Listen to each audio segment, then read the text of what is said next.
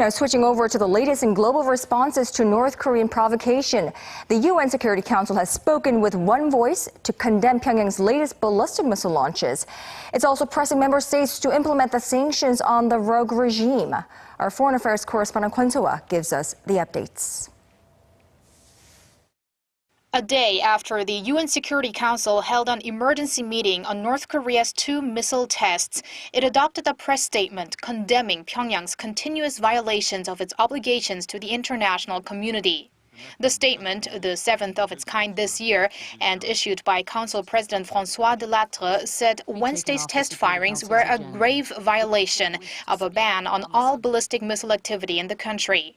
The Council reiterated its demand that North Korea end its flagrant violations and halt all nuclear tests and ballistic missile activity, adding that the launches improve North Korea's nuclear delivery systems and increase tension in the region.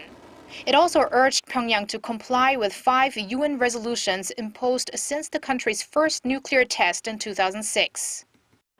Seoul's foreign ministry has welcomed the adoption of the statement and said it will continue with its diplomatic efforts in regards to the implementation of UN sanctions.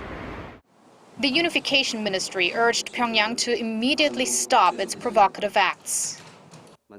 We're warning North Korea that it will face even stronger sanctions if it ignores South Korea and the international community's warnings and goes forward with similar provocations. The UN Security Council called on all UN member states to redouble their efforts to fully implement the sanctions against North Korea. It also urged members to quickly hand in their sanctions implementation plans, as many have not done so within the requested 90 days upon the adoption of Resolution 2270 in March.